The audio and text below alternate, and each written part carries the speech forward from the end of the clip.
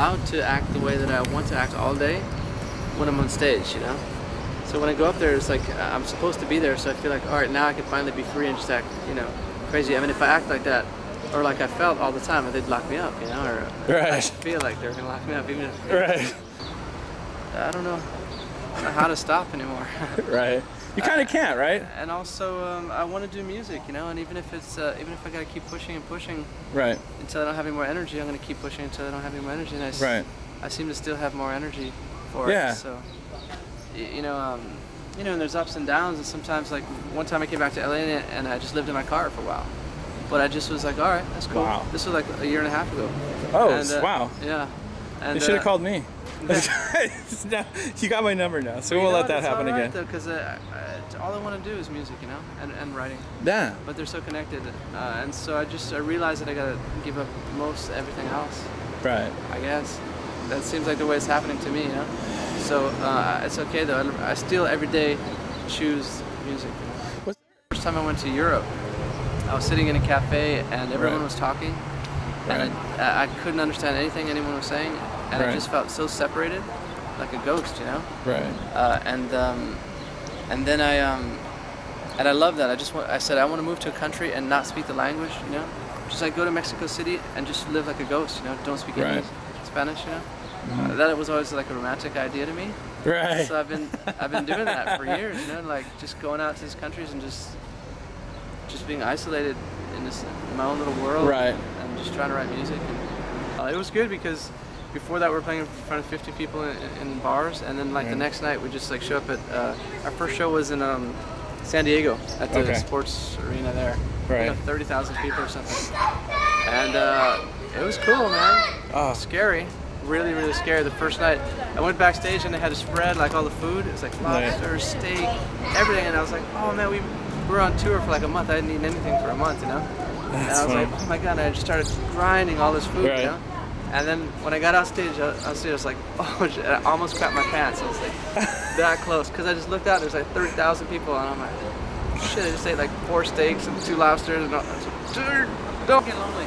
I get lonely like maybe like 20 minutes a year or something. So, you know, like sometimes I'll even go to the extremes. In the last couple of years, I've been like renting this cottage in the forest in France, in the north part, and it's just like there's nobody for like 5 miles in any direction, just forest, and I just sit there for months sometimes. Wow.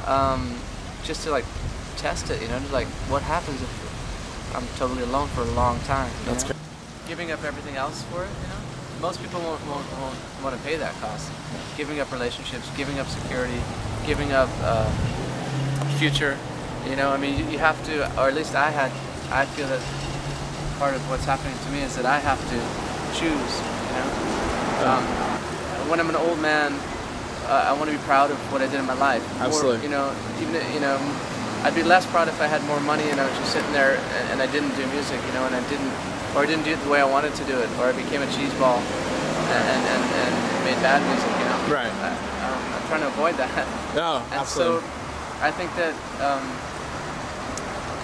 you know, it seems that for some reason that's, you know, it's harder to get,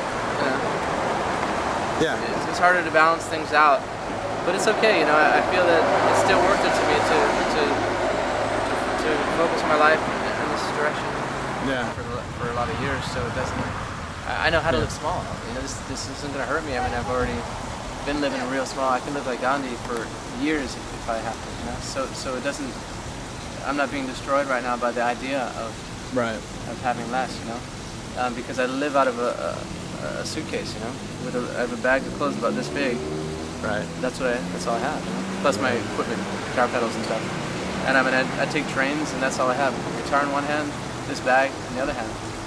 For years, man. Just okay. I always thought it's completely fine, you know, because the reality is when you sign a record contract, you never make any money back, you know, unless you're huge. Unless you're U2, then they make royalties, you know. Right. Or like, I mean, a huge band.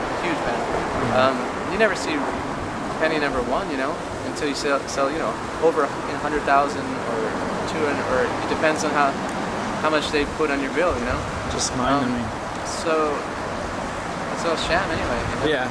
Take it for free, yeah? That's what I say.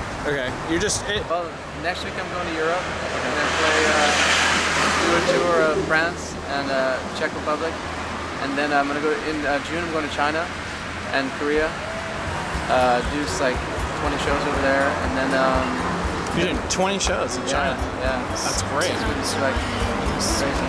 And then so in the summer I'll be like China, back to Berlin.